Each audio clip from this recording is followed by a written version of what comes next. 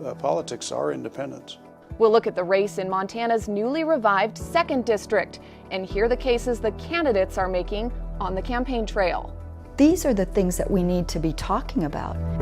And later, we'll talk to ranchers dealing with drought in north central Montana. We have to rely on Mother Nature, and she just hasn't been real good to us lately.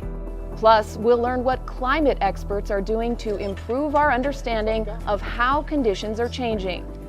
That's next on Impact. Production of Montana PBS Reports Impact is made possible with support from the Otto Bremer Trust, investing in people, places, and opportunities in the upper Midwest. On the web at ottobremer.org. The Greater Montana Foundation, encouraging communication on issues, trends, and values of importance to Montanans. And viewers like you, who are friends of Montana PBS. Thank you. Welcome to Impact, our new series giving depth and context to the news important to Montanans. I'm Brianna McCabe. Montana will have 2 voices in the U.S. House of Representatives for the first time in 30 years. And as November nears, we want to take a closer look at the candidates in both races. On this episode, we're looking at the race in Montana's newly restored 2nd Congressional District. Incumbent Representative Matt Rosendale faces 3 challengers in a crowded field this fall. We'll hear from all of them, but first, Montana PBS's Stan Parker sits down with the major party candidates.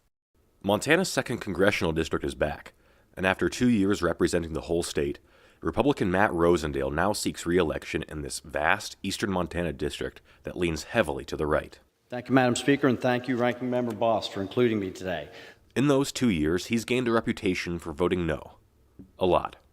Can you talk about how that track record relates to your overall political philosophy and how you serve? I think, first of all, it's important to understand there's a lot of other people there on the House floor that would like to vote no, but they don't have the intestinal fortitude to do so. This voting record reflects his view that the federal government is an intrusive force that needs to be kept at bay.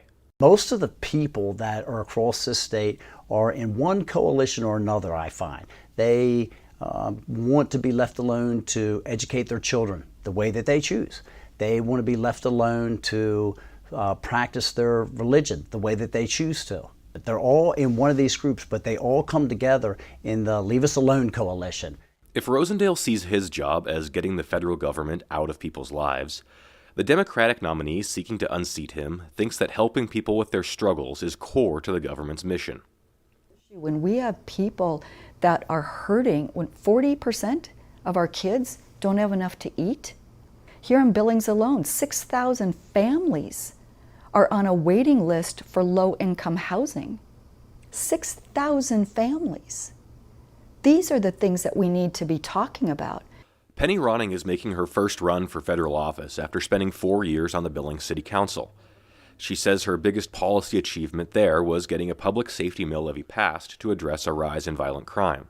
And one of the things I had to learn about 6 months in is that we tend to use different language depending upon the party that we associate with and identify with. And I had to learn that I needed to let go of some of the language that I was holding on to if I wanted to get anything done. She's also been instrumental in organizing around human trafficking issues in the state. She co-founded the Yellowstone County Area Human Trafficking Task Force, and it's an issue that's personal to her.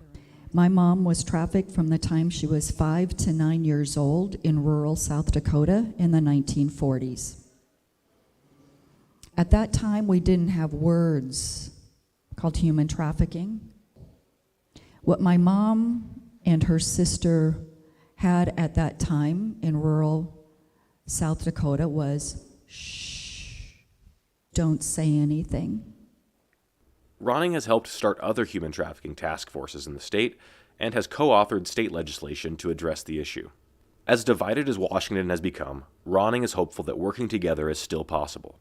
I once heard Senator Baucus and Senator Simpson talk about how they used to solve problems. And they used to go to lunch. They used to go to coffee. They used to go sit and talk with one another.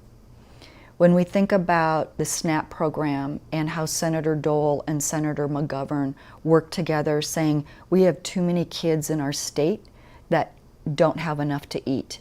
We have to figure out how to solve this problem.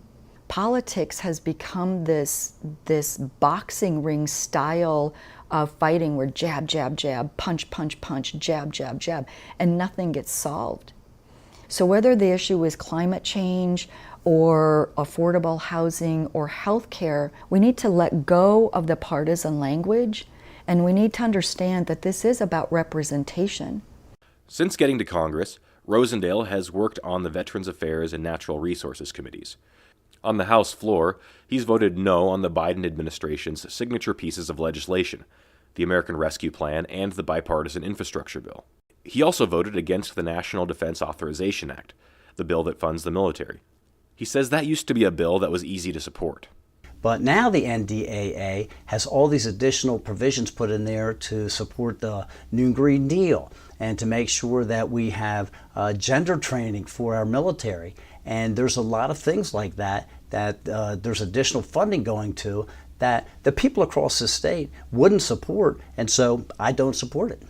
Before D.C., Rosendale held office in Helena for a decade, first in the state House and then in the state Senate, where he eventually became majority leader.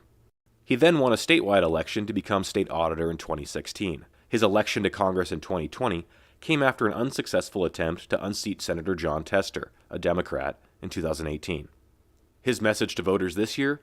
Let's roll back the clock. We've seen the consequences of the 2020 elections, and we've seen the reverse of a lot of the policies that had been put in place from 2016 to 2020 and how effective they were and how quickly the country took a turn for the worse. We've seen the inflation increases. We've seen the energy cost increases.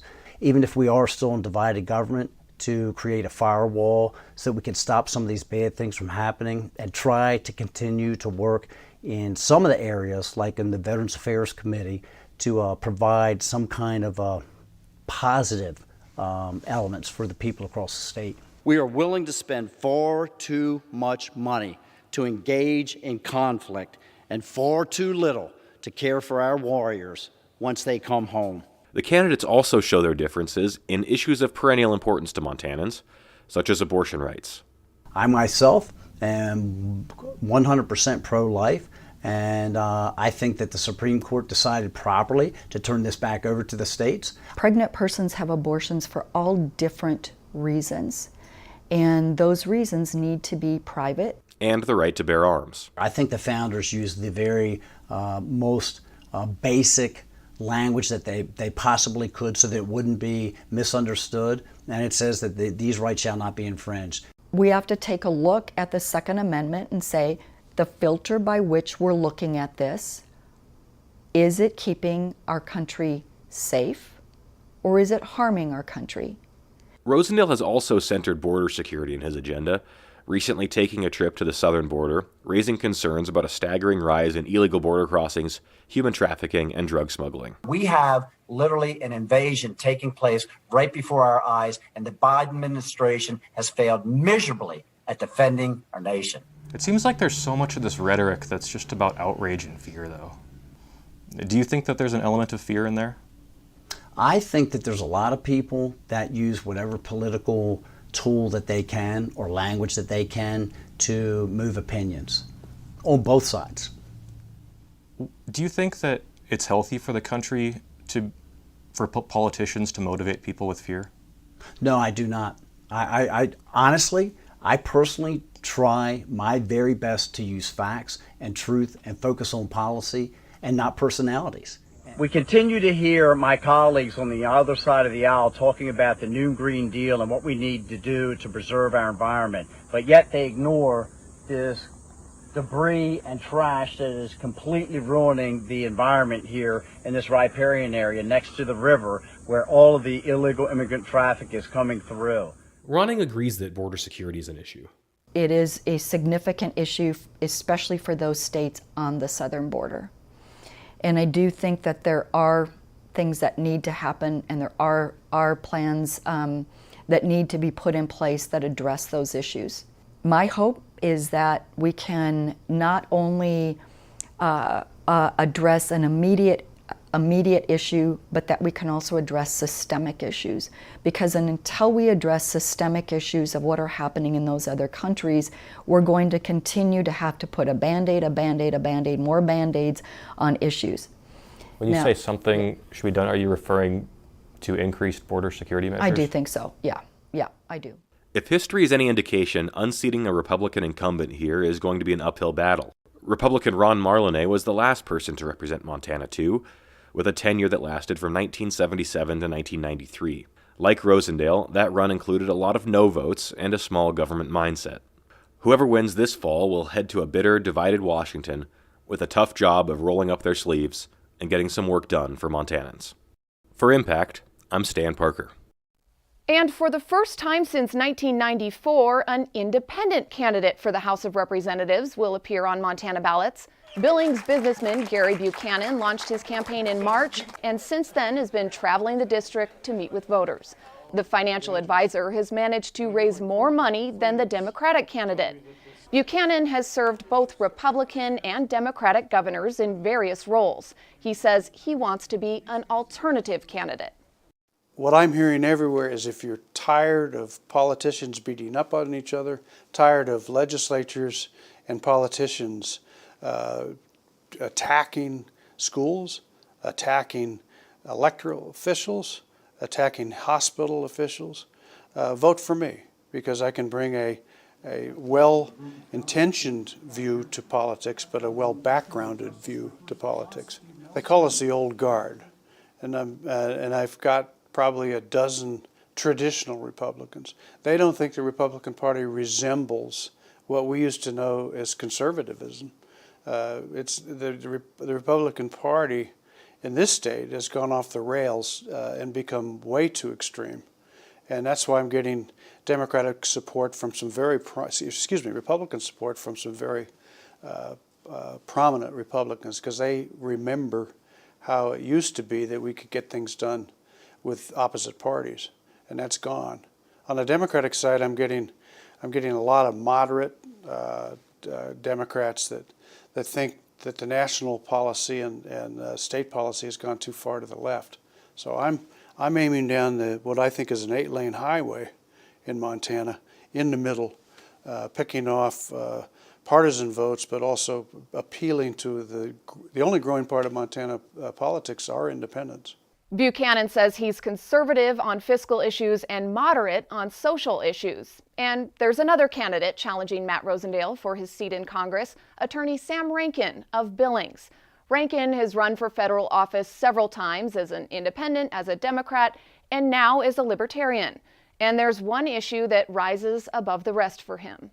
The problem with politics, and it's only gotten worse, and it's why everybody despises Congress right now. Nobody, I think, can say anything favorable about Congress, is that it's the money. And I said that way back in the 90s, that it's corrupting, and it's only gotten worse. And there's no way that the Supreme Court can change it, because you Citizens United took care of that. And of course, congressmen aren't going to, vote anything against their own interest, and they get a lot of money, and they like the adulation. So I've run before, but I think my message may resonate this time, because it basically says it's not the people that are the problem, it's the money that's the problem. Corporations, PACs, and lobbyist money. Rankin says because he's not taking corporate money, his decision-making won't be influenced like other politicians. And we'll preview the race in Montana's other congressional district in our next episode. This spring, heavy rains and cool temperatures helped relieve long-standing drought conditions in some parts of the state, but in north-central Montana, dry conditions persisted, leading to a third consecutive summer of drought. Montana PBS's Joe Lassar reports how one ranch family is affected and how a team of researchers is trying to help. I remember this spring being down where there's a dry reservoir and seeing nothing but dead turtles on the bottom, and that was kind of a heartbreaking sight. Lee and Perry Jacobs live and work on the same ranch that Lee's family homesteaded in 1917. We're 50 miles south of Malta, Montana, in what's most of the locals would call it South Phillips County. We're a cow-calf operation. Yeah, I've been here all my life. It's hard to beat. The Jacobs run a dryland cattle operation. They rely solely on rain and snowmelt to grow grass to feed their cattle. They have several wells on the land they work, but the primary source of drinking water for their animals is the sky. We have to rely on Mother Nature, and she just hasn't been real good to us lately.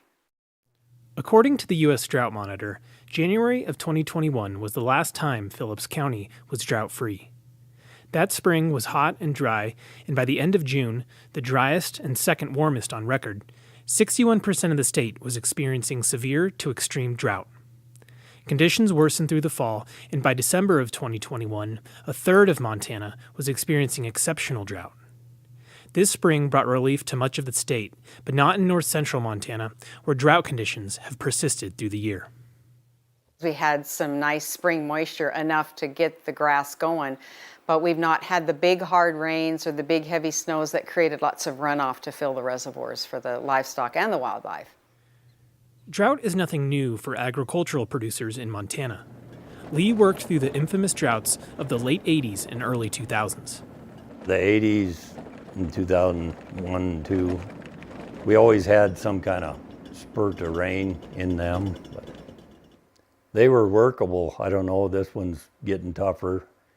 You add on to that, the drought has caused us to have to buy hay 3 successive years at least now, and that's an expense we don't normally have.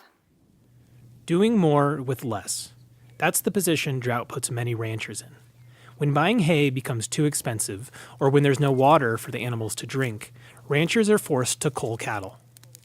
Oh, we've dropped 30–40%. That many fewer calves that we'll be able to sell this fall, so our income will go down by that much. So we're feeling the pinch. An important thing to understand about drought in Montana is that it's normal. It's a natural and recurring feature of Montana's semi-arid climate. Most producers in Montana will tell you that they're prepared to make it through a dry year. But it's when those years start to stack up that managing the situation can become dire. 200 miles to the south, a group of experts from the Montana Climate Office are working to equip producers like the Jacobs with a better idea of how conditions are evolving. They're installing the latest addition to the Montana Mesonet, a network of weather and soil moisture monitoring stations. This station is going in just northwest of Cooney Reservoir in Stillwater County.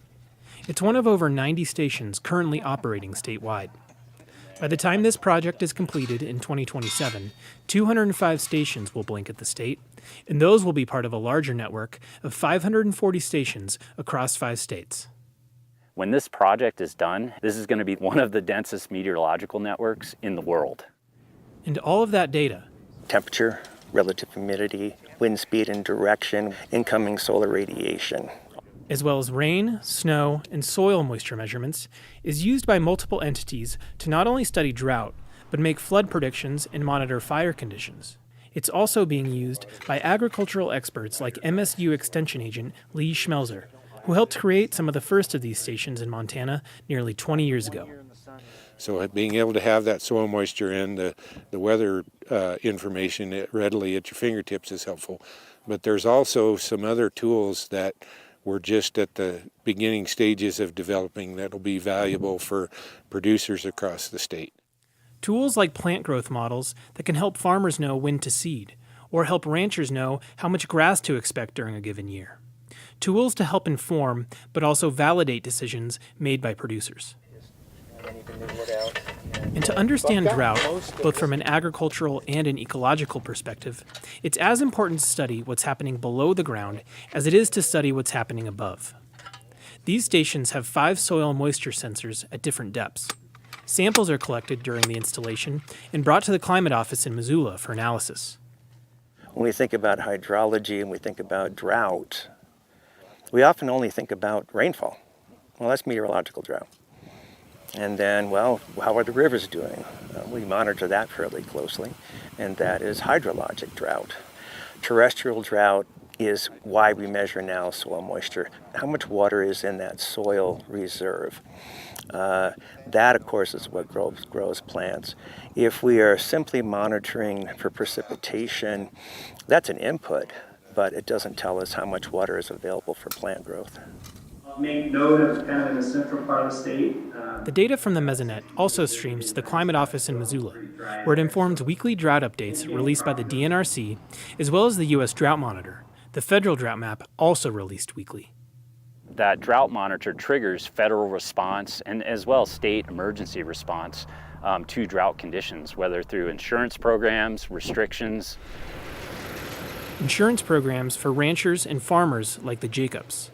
The hope is that a better idea of how drought conditions are evolving will lead to a quicker and more appropriate response. And so with added data, it's becoming much easier for us to characterize these conditions and also have some lead time. We're not responding to what has happened, but we're getting insight as to how conditions are going to evolve as the year progresses. Making this data accessible to the general public is another major goal of this project. The Climate Office has developed an online dashboard where information from each station can be viewed and saved.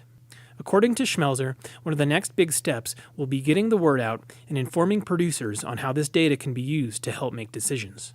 So just having that long-term data in a concise form will be very valuable. We're on the brink of having some really cool tools for people to use. People from Stillwater County up to the Highline, whose livelihood comes from the land. People like the Jacobs, who despite economic and environmental uncertainties, are dedicated to their crafts and to their lifestyle. We love our livestock, we love the wildlife, and we truly love what we do. I mean, you have to survive out here. And that passion, I think, is what drives us to continue to thrive in the good times and to struggle but survive during the bad times. For Impact, I'm Joe Lasar. When climatologists want to determine the severity of a drought, they compare the current conditions to the conditions normally expected in a given area, but those norms are also changing. Montana PBS's Joe Lasar sat down with climatologist Zach Hoylman, who says it's not accurate to compare conditions in two different geographic areas, and it's also problematic to compare droughts over time. So the conditions that maybe were common back in the early 1900s may not be as common today. And that's really the impetus of our research, to really understand how these changes in baseline conditions, or the reference conditions that we use to describe drought, how they change over time. And if we don't account for that change over time, how does that influence our assessments of drought severity and extent? What we did in this study was we aggregated data sets from around 2,000 climate grade weather stations across the nation and analyzed their precipitation dynamics over time. And what we did was we calculated drought models using two different methodologies. The first methodology kind of represents the conventional methods that we use in drought science pretty frequently. And so what we did was we calculated drought models using these really long periods of record, is what we call them, or reference periods, going back all the way to, say, 1900 to describe today's drought conditions and severity. Then we compared these long-term climatologies to a more recent 30-year climatology, which represents this more contemporary climatic condition. We compared these two different drought models, and what we found was that when we use these really long periods of record to describe today's drought events, we actually overestimate the severity of drought in locations that have shifted towards a drier normal. And this is because the conditions that occurred back in the early 1900s no longer are appropriate analogs of today's climate. So we can't use the information from early in our past to describe what we might expect to see tomorrow. And so that causes errors in our drought assessment when we're trying to describe current day contemporary drought risk. What it really comes down to is in locations where climate has shifted over these long time scales, we're not accurately describing our current day drought risk by using these really long periods of record. We need to be using these shorter periods of record to more accurately describe what types of events we might expect to see in the coming years. So what does this mean for agricultural producers and water managers? How can the ideas in your research help people who are making important decisions based on drought? Right, yeah, and that's the whole point of this, is that if the objective of drought monitoring is to better inform our producers, our policymakers, and our public programs on what they might expect to see tomorrow, we need to be using these more contemporary records to better reflect current climatic conditions. And the real objective, or the ultimate purpose of this type of research, is to understand how to best provide the most accurate information to people so that they can consider their own risk profiles and make informed decisions about their own risk from the perspective of drought. If we don't provide people with accurate information about what types of events they might be expecting to see in the coming years, then that doesn't give them the information they need to assess their own risk. And that's ultimately the objective of suggesting a change in the way that we do our drought monitoring towards focusing on these more contemporary drought timescales, because it just provides a more accurate depiction of what we might expect to see tomorrow. Now, there's very good arguments for why we might want to use longer periods of record for other systems. For example, forested ecosystems are responding to much longer timescales, and they've adapted to these much longer timescales of climate. But drought monitoring in the United States is very focused on the agricultural and producer sectors. And so if the purpose is to inform them about their own risk profiles, it's really important to use these more contemporary reference periods to describe drought severity. Hoylman plans to focus future research at the Montana Climate Office to helping in the short term while adapting to long-term water availability. That's all for this episode of Impact. Next time, we'll look at the candidates for Congress in Montana's other district. And we'll examine how one Montana city is taking a new approach to the issues surrounding the growing homeless population. Thanks so much for joining us. I'm Brianna McCabe. We'll see you next time.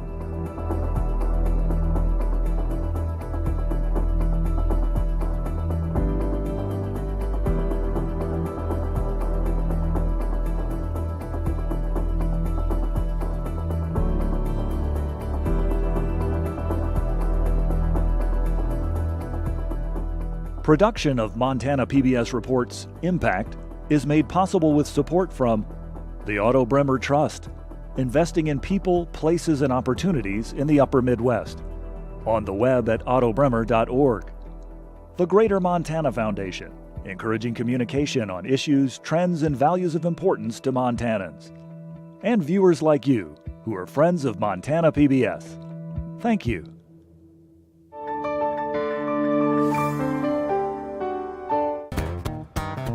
Programming on Montana PBS is made possible in part by viewers like you, the friends of Montana PBS.